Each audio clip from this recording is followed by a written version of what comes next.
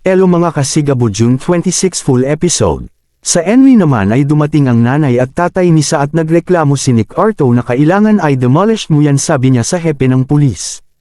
At sumagot ang general na si yes sir, masusunod ang sinabi ninyo, at bamulong si Nick Arto na aasahan ko yan sa mamaya, paalisan na ninyo ang mga tao sa gininto ang lupa, paalisin mo sila, gusto ko mamaya mi resulta na, at sinabi ng general na menipunan ang mga tao.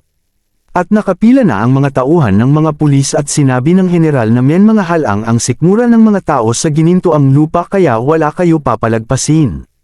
At sa Envy ay nag-alala na si Sam dahil nabalitaan niya na minangyari sa gininto ang lupa at nasa isip niya na andan ang pamilya niya. Kaya nagpaalam siya sa officer niya na uuwi muna siya para malaman kung okay ang pamilya niya, at pinayagan naman siya na umuwi muna. At dumating si Sam sa bahay nila at kinamusta niya, ngunit nagalit at sinabi na bakit ang aga mo umuwi, at sumagot si Sam na nagpaalam muna ako upang kamustahin kayo. At sa Envy naman ay tumayag ang isa pulis kay Diego at sinabi na kailangan mag-usap tayo. At sa palengke ay nagpaalam na sila Gabo sa pinagtrabahuhan nila at bamalis sila at pinagbigyan sila ng 200 bale. At nagkita si Diego at isang pulis at sinabi na kukunin namin ang gininto ang lupa, yan ang utos na nasa taas, at nagtutukan sila. At sinabi ni Diego na tandaan mo, hindi ninyo basta-basta makukuha ang gininto ang lupa, at nagberkada na ang mga tao sa gininto ang lupa. At sinugod na ng mga pulis ang gininto ang lupa at kumuha ng itak si Rudy at sinabi na handa na ba kayo, atin ang lupa na ito, ipaglalaban natin.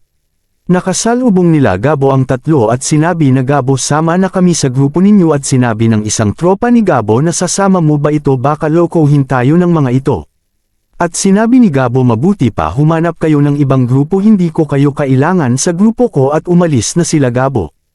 At may tumawag kay Tekla at sinabi, asan ka na, nagkakagulo na dito sa gininto ang lupa, at tumakbo na sila pauwi. At sa gininto ang lupa ay sumusugod na ang mga pulis at nakipag-usap ang hepe sa mga tao at Abi na wala akong pakialam sa mga yan, linisin na natin ang lugar na ito. At sinabi ng abogado na eto ang titulo kaya pinapaalis na kayo, ngunit sinabi ni Ruby na hindi pwede, amin ang lupa na ito. At sinabi ni Gabo, amin ang lupa na ito, kaya kung nagpumilit kayo lalaban kami, amin ang lugar na ito. At sinabi ng hepe, wag na natin ubusin ang oras natin, lusubin na yan. At nagsabayan na ang mga pulis at ang mga tao sa gininto ang lupa at gumamit si Gabo ng yantok para lumaban.